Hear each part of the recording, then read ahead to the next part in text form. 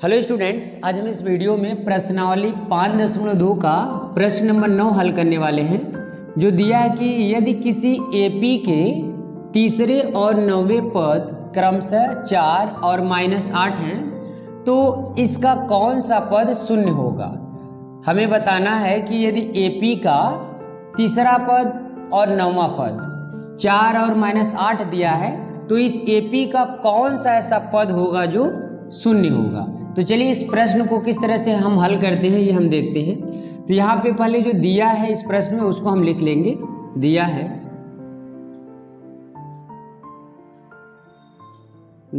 क्या दिया है, तीसरा पद दिया है और 9वां पद। तीसरा पद कितना है, 4 है। 9वां पद कितना है, -8 है। तो जब भी ऐसे प्रश्न हो जिसमें कुछ पद दिए गए हों तो इसका व्यापक रूप लिखते हैं। इसका व्यापक रूप लिख के जो दिया गया उसी के बराबर दिखा देते हैं। जैसे तीसरा पद कितना दिया है, 4, तो तीसरे पद का व्यापक रूप लिखेंगे। तो तीसरे पद का व्यापक रूप क्या होगा, a प्लस जो पद कह रहा है उससे एक संख्या कम करके d लिख लेंगे। तो तीसरा पद कह रहा तो a प्लस 2d बराबर कितना दिया है, 4। ये है हमारा तीसरा पद। तीसरा पद कितना दिया है, 4 दिया है। और 9वां पद कितना दिया है, -8। तो 9वें पद का व्यापक रूप लिखेंगे, a प्लस एक संख्या इससे कम, 9 से एक संख्या कम कितना होगा, 8d बराबर कितना दिया, -8। अब इन दोनों समीकरण को पहले हल करके हम a और d का मान निकालेंगे। जब a और d का मान निकल जाएगा तब हम उसमें कौन सा शून्य होगा ये हम ज्ञात करेंगे। तो हम क्या करेंगे, समीकरण 2 में से समीकरण 1 को घटा देंगे, और जब समीकरण 2 में से 1 को घटाएंगे तो a से a कैंसिल हो जाएगा और d का मान हमारा निकल जाएगा। तो हम यही लिखेंगे कि समीकरण 2 में से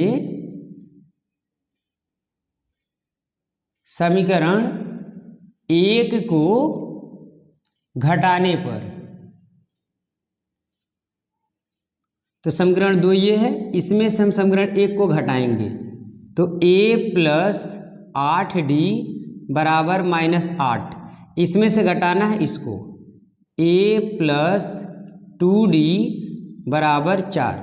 अब जब घटाएंगे तो चिन्ह विपरीत कर देंगे, ये प्लस है तो माइनस, प्लस है माइनस, प्लस है माइनस, a में से a जाएगा, ये कैंसिल हो गया।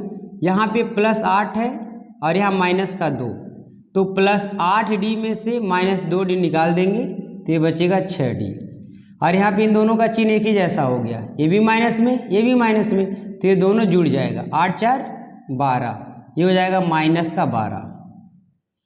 -12 हो गया। अब संख्या को संख्या की तरफ पक्षांतर कर देंगे, ये गुणा में उधर जाएगा, भाग हो जाएगा।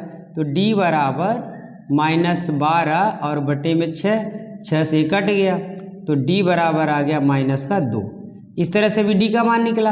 अब इसी तरह a का मान निकालेंगे, तो यही d का मान चाहे समीकरण 1 में d के जगह रख दें या समीकरण 2 में d के जगह रख दें तो a का मान निकल जाएगा।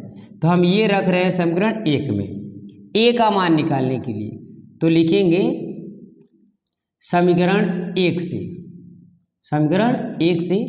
तो समीकरण 1 क्या है, समीकरण 1 है a प्लस 2d बराबर 4। अब यहाँ d के जगह कितना रख सकते हैं, -2, तो लिखेंगे a प्लस 2 इंटू डी के जगह -2 इक्वल 4। अब इन दोनों का मल्टीप्लाई करेंगे तो माइनस और प्लस, -2 दूना 4 बराबर 4।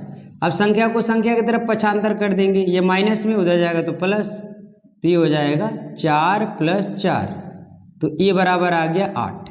तो इस तरह से पहले हम इस क्वेश्चन में a और d ज्ञात कर लेंगे। अब क्या कहा है कि कौन सा पद शून्य होगा, तो हम ऐसे प्रश्नों को करने के लिए एक अलग से वीडियो बनाए हैं। तो इसमें हम करेंगे क्या, लिखा कौन सा पद शून्य होगा, तो हम मान लेंगे कि an पद शून्य होगा। अब लिखेंगे माना AP का जो an पद होगा, AP का an पद वो कितना होगा, शून्य होगा। अब जो शुरू से nवां पद ज्ञात करने का सूत्र होता है, उसी से हम इसको हल करेंगे। लिखेंगे an बराबर a प्लस ब्रैकेट में n-1 इंटू डी। an के जगह कितना रखेंगे 0, तो 0, a के जगह 8, n नहीं पता है -1, d के जगह जो यहाँ से मान निकला है गुणे में -2। अब संख्या को संख्या की तरफ पक्षांतर करेंगे, ये प्लस में है, इधर आएगा तो माइनस, तो ये हो जाएगा -8। इधर क्या है n-1 और इंटू में -2।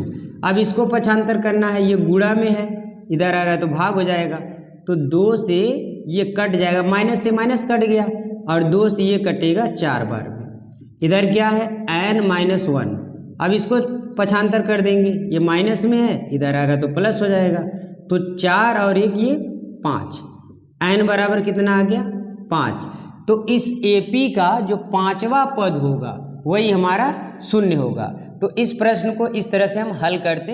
हमने किया क्या, ये जो तीसरा पद दिया था, 9वां पद दिया था, इससे हमने 2 समीकरण बना लिए और इन दोनों समीकरण को हल करके A और D का मान निकाल लिया। अब जब A और D का मान निकल गया तो हमने मान लिया कि उस AP का nवां पद क्या होगा 0 होगा। तो हमने यहाँ पे लिखा कि माना AP का nवां पद 0 है। अब जो शुरू से पद ज्ञात करने का सूत्र होता है, उसी सूत्र पे हमने इसको रखा, an के जगह 0, a के जगह जो मान हमने निकाला था 8, n नहीं पता है, इसको ऐसे रहने दिया, d के जगह ये जो मान निकला है -2 ये रख दिया। अब सभी संख्या को जो n को छोड़ के बाकी सबको एक एक करके पक्षांतर करके हमने n का मान निकाल लिया, तो ये इसका आंसर है।